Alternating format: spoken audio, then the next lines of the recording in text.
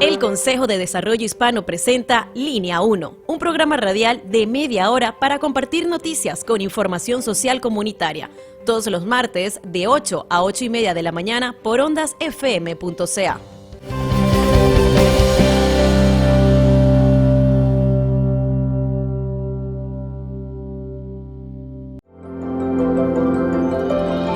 Ciro Vacunas, el centro de información, referencia y orientación para responder todas sus inquietudes respecto a la vacunación. Llame al 437-335-1859. Síganos en Facebook como Consejo de Desarrollo Hispano. En resumen, un podcast semanal de Línea Uno. Hola, soy Sandra Farías y comenzamos en resumen. 196 países reunidos en Montreal finalmente llegaron a un acuerdo ambiental en la COP15. En la cumbre sobre biodiversidad acordaron 4 objetivos y 23 metas para detener y revertir la destrucción biológica del planeta de aquí al 2030. Los objetivos incluyen la protección del 30% de las zonas terrestres, acuáticas y marinas del planeta, $200 mil millones en financiamiento nacional e internacional, una suma que provendrá tanto de fuentes públicas como privadas. Hay una promesa también de reducir las subvenciones consideradas perjudiciales para la naturaleza de al menos $500 mil millones y ayuda económica para los países más pobres para hacer frente al cambio climático.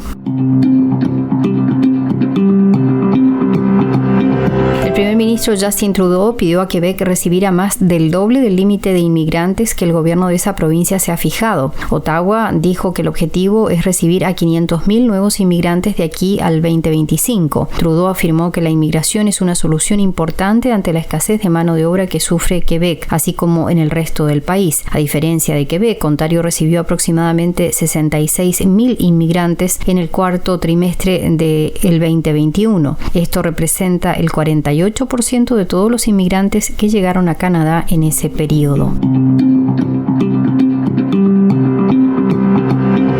La legislación canadiense obligará a los gigantes del Internet a compensar a las empresas periodísticas por reenviar sus contenidos. El ministro de Patrimonio, Pablo Rodríguez, sostuvo que el proyecto de ley mejorará la equidad en el mercado de la información digital. La nueva legislación obligará a empresas como Google y Meta, propietaria de las redes sociales Facebook e Instagram, a pagar por los contenidos producidos por otros medios que publican en sus sitios.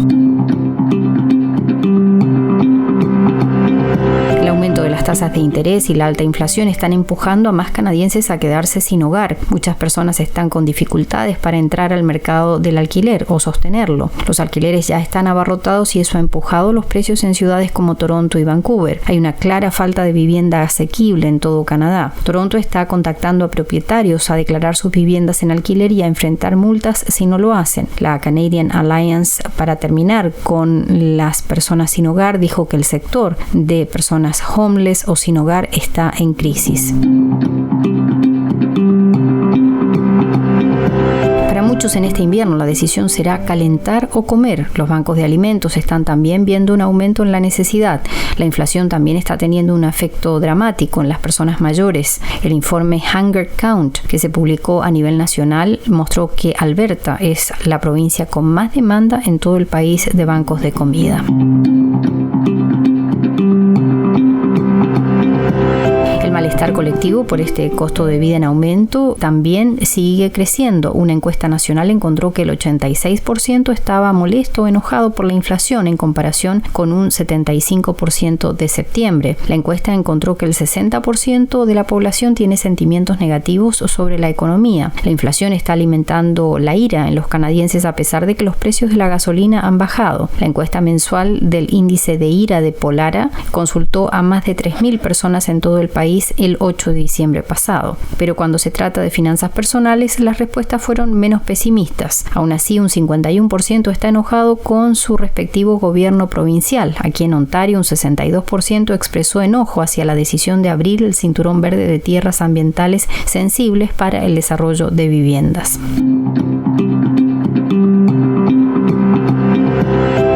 vacaciones de invierno y los encuentros familiares hay que tener las vacunas al día contra la gripe y el COVID-19. A principios de diciembre, Toronto ya lanzó la campaña Vax the Holidays e instaló varios lugares para recibir las vacunas.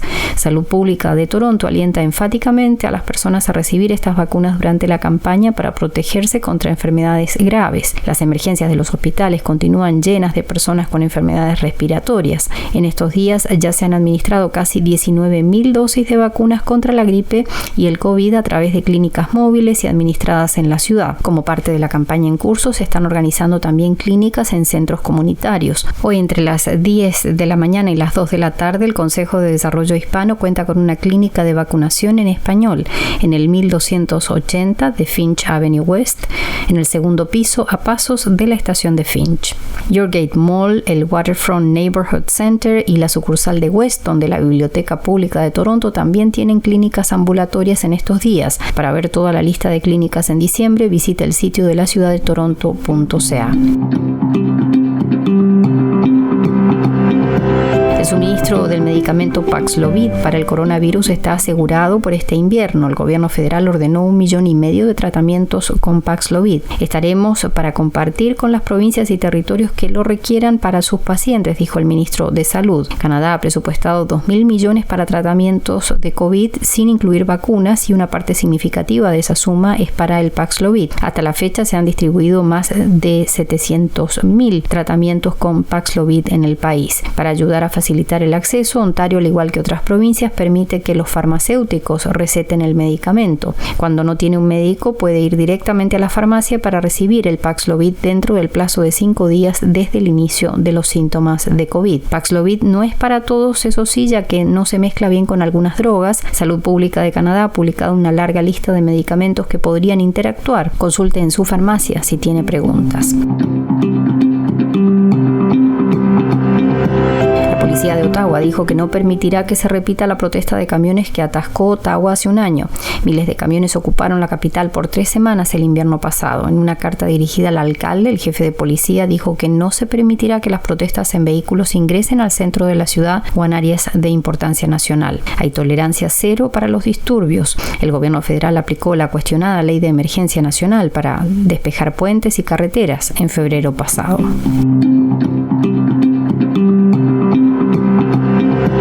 El sindicato que representa a los trabajadores de TTC está pidiendo al alcalde de Toronto medidas de seguridad para pasajeros y empleados. Los trabajadores de la TTC han notado un aumento de incidentes violentos en los últimos meses.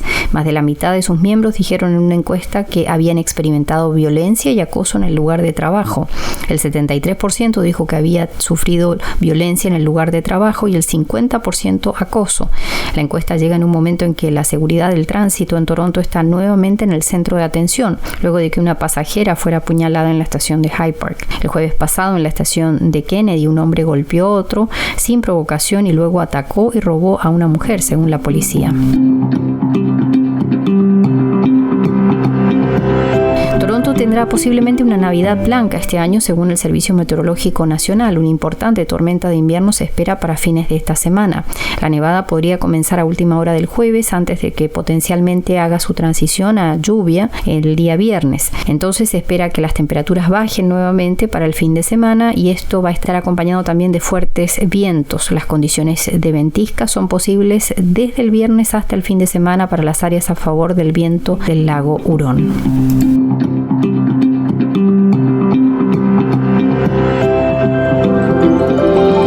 Suscríbase gratis a Línea Uno, el boletín semanal del Consejo de Desarrollo Hispano.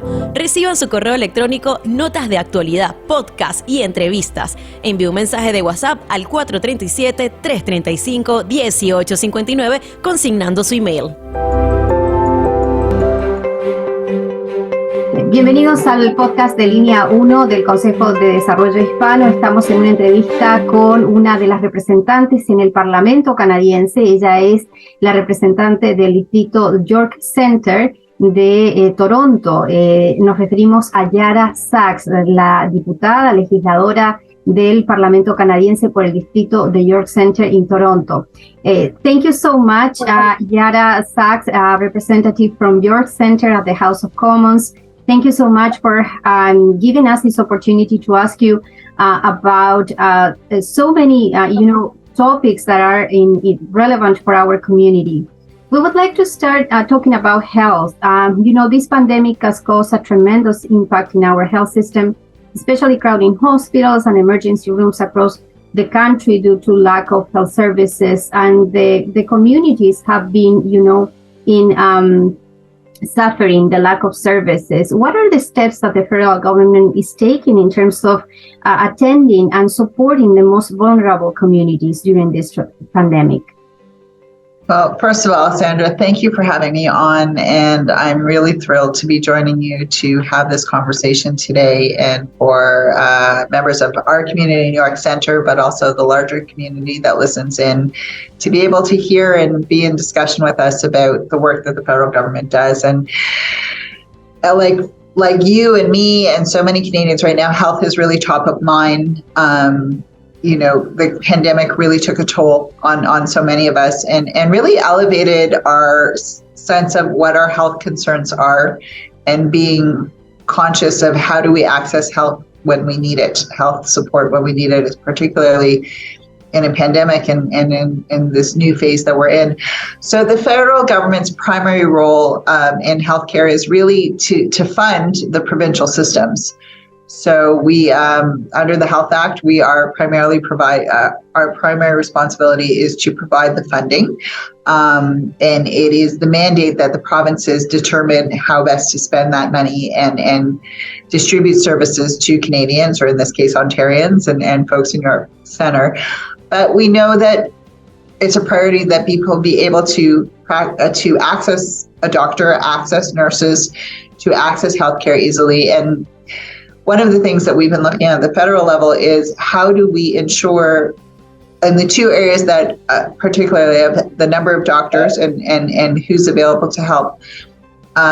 We've made a commitment in recent months to open up immigration pathways, looking at healthcare as a priority, understanding that there is a labor shortage right now in nurse practitioners, nurses, and doctors in Canada, across the country.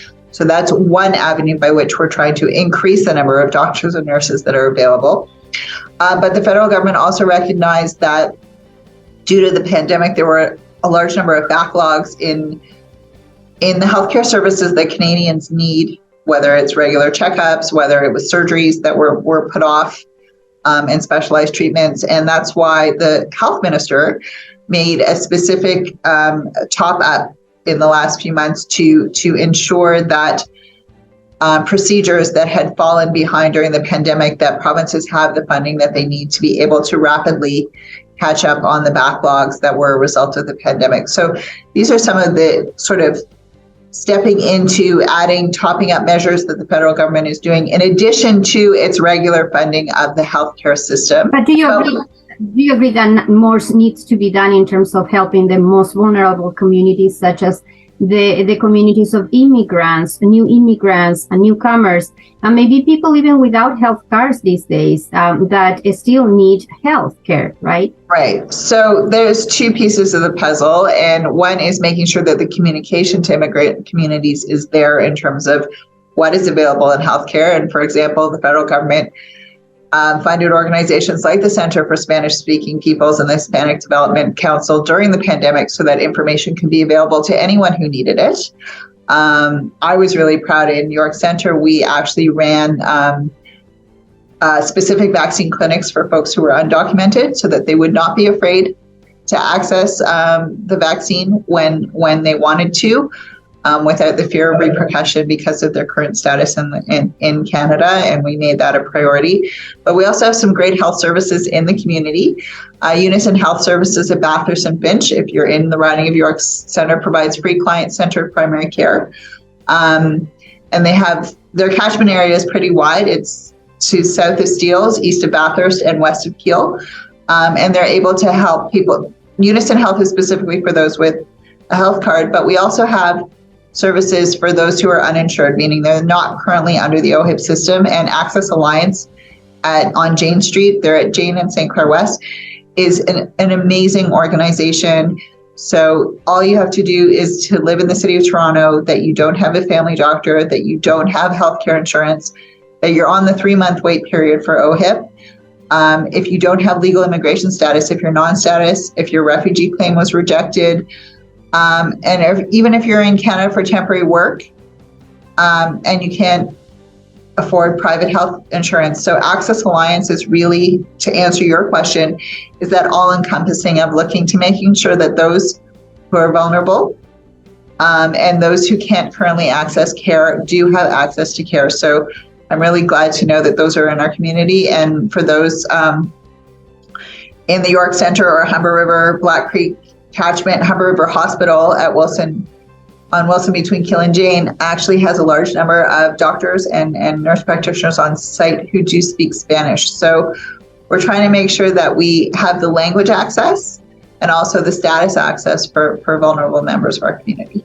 Let's talk about also inflation, because I know that you have been working on that issue, especially now that it's really hard for families to put food on the table and to find also food banks and just trying, to cope with this high increases in, gas prices, inflation, food prices, housing costs, the rent is getting sorted by, these increments and people is having really trouble to make ends meet. So what is your take on this? So the inflation rate went up quite quickly, and families particularly were confronted with a sudden increase in prices. Grocery prices increased a lot during the pandemic. I don't know, I'm a mom to 2 teenage girls, and when we were home on COVID, my grocery bills were just out the roof, having 2 teenage kids at home full time. And I did notice my bills going up each month, not just in terms of amounts of food, but like buying the same things, but the prices were higher. So we know that families across the country are struggling with the high costs of living right now. And we've done some specific measures that people should already be seeing in their bank accounts. So one is that we doubled the GST credit for the next 6 months. For the GST credit is available to low-income families specifically, that's who's eligible for it. And over the next 6 months, that GST credit has been doubled. In addition to that, low-income renters. So we know that a lot of members of our vulnerable community aren't necessarily homeowners, they're renters. And low-income renters are getting an additional tax-free top-up payment of $500 during this period because we know they need it. And you say, well, $500, but if you add that to the GST credit, and then we also talk about, in the same legislation for the low-income rent, we also started a program for the next 2 years that children under 12 from low-income families will be eligible for up to $1,300 in dental care costs covered. So we're trying to look at the family as a whole. So the GST credit doubled for the next 6 months. The income, so the rental support, dental support for our kids, so that doesn't fall by the wayside. Because, when you have to pick and choose right now, one of the first things to go is dental care. You'll put that off. And we can't do that for our kids. It's too important for our young smiles to stay healthy, because it's more expensive later in terms of the interventions that they would need. The other thing that we've been doing is the carbon tax. So the carbon tax rebate.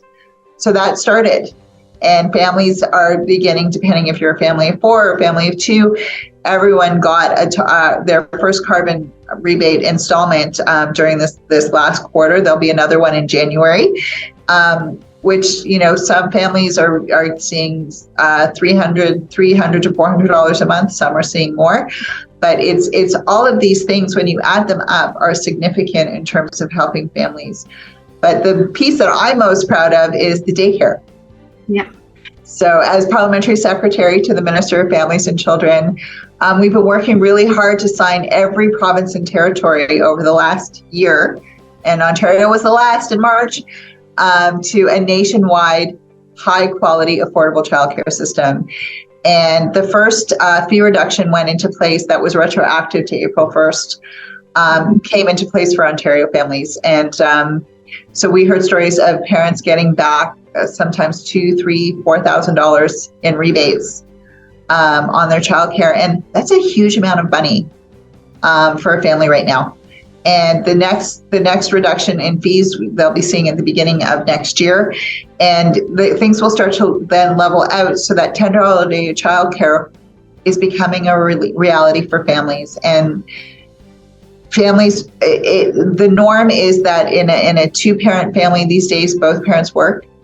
I'm a single mom. As a single parent family, I have always worked, and childcare was my highest cost. It can be as much as your rent every month or a mortgage payment. And to know that we are able to meet families with the high cost of living with affordable childcare so that they know their kids are getting the best start in life, but at the same time, have more money in their pockets every month. It's huge savings. So these are the measures. Some of them are short-term, like the GST credit for the next 6 months, but some of them are policies that we're going to be really putting in place, which is like the childcare. And also for those who are eligible for the CCB, so that's the childcare benefit, that's indexed to inflation.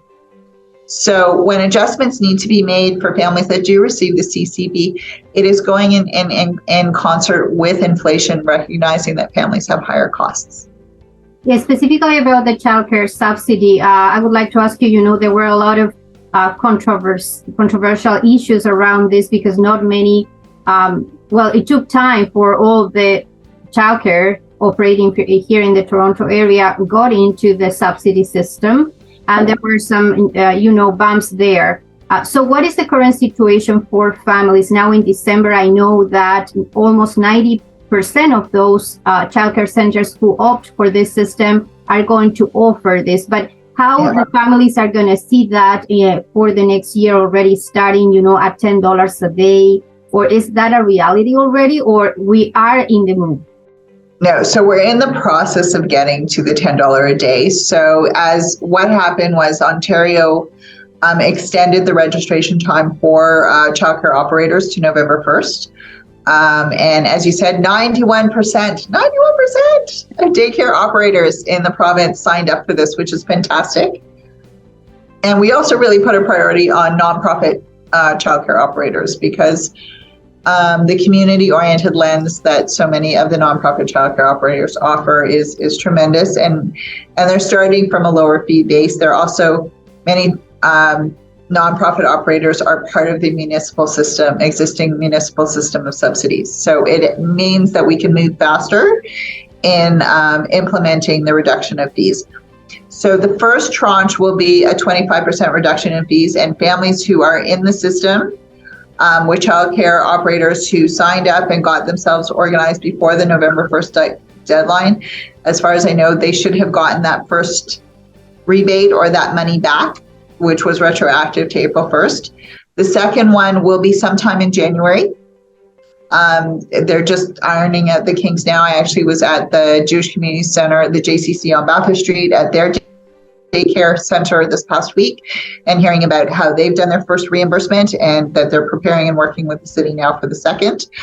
The goal is to have $10 a day average fee by 2025 to 2026. So it is a reality, but it takes time to level out the system, which is why we have the rebate process in place, why we're working with the provinces in terms of their cost grids and really understanding where the federal government needs to step in to make sure that the fees are lowered. So there's certainly the political will from the federal government to make it a reality for our families across the country. It's a vision that women and families have been asking us for decades. And we need to build more spaces, right, for the future years. Because absolutely. And I would like to also now that you are bringing all these topics, that have a huge impact in the community and in the population that has been maybe recently coming to the country, but there is also this very important group of seniors, and we work a lot with the seniors, Hispanic speaking seniors, and we know for sure that they are struggling. They are in the line, just trying to stay above from the line of poverty. What is the plan? What is the strategy that the government is thinking about the seniors, the policies for them? What we are going to see in the upcoming years?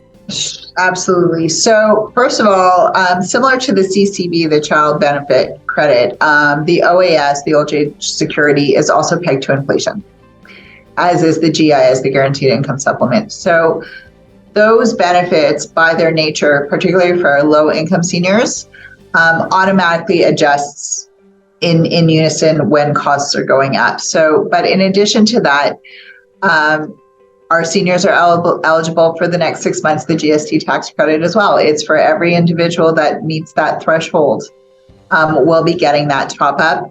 And when we talk about the carbon tax, which we talked about earlier, it also is a benefit. But if we want to just look at the numbers for like a single Canadian in terms of the GST credit, so for our seniors who might just be, one individual, it's $234. An extra $234. For a couple, it's an extra $467. And seniors, and for our seniors, it's an extra $225 as a base. But in addition to that, we've also, so that means that over the next 6 months, a senior could receive up to $700 in additional support than what they were getting through the OAS and the GIS. But we increased, in addition to inflation, the OAS, we increased by 10%.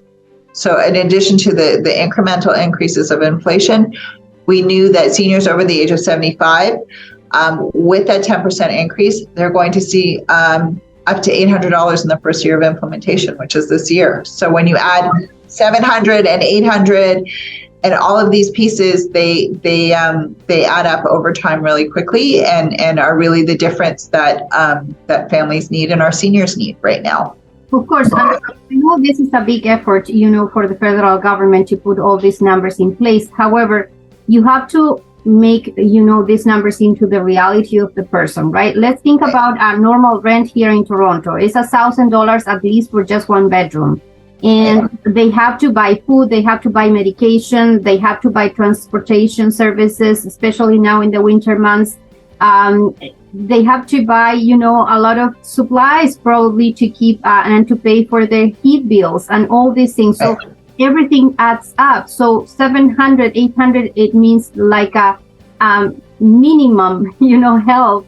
So in the long term, do you see real better programs for seniors? Otherwise they are going to move into the poverty line no matter what are these increments, little increments in the help. But there is a national discussion around this, because the senior population will definitely keep growing. Right. So we're, my parents are part of what is the baby boomer generation, which is the largest and growing demographic population in the country right now is our seniors. And I don't disagree with you on that. But when we talk about the 700 and 800, that's in addition to the supports that they're getting that are pegged to inflation. So this is on top of the benefits that they receive. So that's the first thing to keep it in perspective. In addition to that, there's the carbon tax credit, which will be a permanent, the carbon pricing credit rebate that they receive will be ongoing. It's not something that's temporary. There's also, as I mentioned before, the low income rent supplement that'll be happening. But in addition to these things, we also have to look at the quality of life of seniors. And so programs like the New Horizons for Seniors program that we have that grants to local charities and local organizations, they often provide the additional services that seniors need, like you were talking about transportation or programs or things that enhance the quality of life of our seniors. So when we look at the lens of how we support seniors, it's not just about the dollar figure, it's also about the supplemental programs that we offer them. I mentioned earlier about the dental care for children under 12. Well, in the coming year, starting in January, we'll be beginning the process so that seniors also have access to dental care. Because we know, particularly for our seniors, that is a huge expense and a huge issue that they're confronted with, which can impact their quality of life completely. The ability to eat, to not be in pain. Our teeth I often say it's our teeth and our feet that get us through life. And for our seniors, keeping them active and engaged through things like the New Horizons program that offers those services and programs to seniors, and the dental care will be huge, in addition to increasing with inflation, and also making sure that those top-ups are available to them. So the dollars do add up over time, and like sometimes I almost feel like we have to do a chart of all the different pieces of benefits that really help Canadians and our low-income Canadians, and especially our seniors. What is your message, especially now that we are ending also the year? You know, it's been a tough year for many immigrants and many Hispanic communities. Absolutely. So what I would say to our Hispanic community is, you know, the beauty of Canada is that we come here because we come to a place that we know we're in a country where our communities and our government have our backs. That we really invest in each other and look out for each other as Canadians. It's something that I'm very proud of. And I'm really encouraging us to continue with, I know we're tired. The last 2 years of the pandemic have been really hard on families, but we've shown the best of what it means to be in Canada and looking out for each other and providing, from the government side, providing the supports and the vaccines that we needed, but also on the go forward to making sure that as we go through this rough patch, the world's in a scary place right now with the you know, the illegal invasion of Ukraine is having a huge impact on the world. And Canada, we step up. We step up for each other. We step up for countries around the world, and we step up for our families here at home. And we'll continue to do that. We'll do it together. We're going to look out for each other. And if I could say, if we could see the future, it will be a Canada that is greener, that is dynamic. You know, we have a AAA credit rating in the world today. We are the envy of the world of many other countries as a place to live and grow and thrive. And we're here for Canadian families right now because it's tough, and we know that. And we'll also be here to be with Canadian families and our Hispanic community to build the Canada of tomorrow, whether it's affordable quality childcare for our kids or good jobs for Canadian families. So hang in there. We're in this together. It's not easy, but we are really in this together. And in the holiday season, I'm just thrilled that we'll be able to celebrate with one another, with our families this year. I wish everyone a healthy and happy and joyous holiday season. Feliz Navidad, as we say. I think I got that right. And just know that we're available. You know, I always love doing these conversations so that people know that their members of Parliament aren't just in Ottawa. We're not just over there. We're really part of the community, and that we're accessible and that we're here to help. Thank you so much, Clara Sachs, a representative for the York Center District. Thank you so much. Muchísimas gracias, Yara, por tu tiempo y por esta entrevista. Nosotros nos despedimos y esperamos que sigan en sintonía de Línea 1. Nos volveremos a encontrar en Línea 1 el próximo martes. Gracias por permitirnos acompañarles en la radio. Para enviar su sugerencia a Línea 1, escríbanos por WhatsApp al 437-335-1859.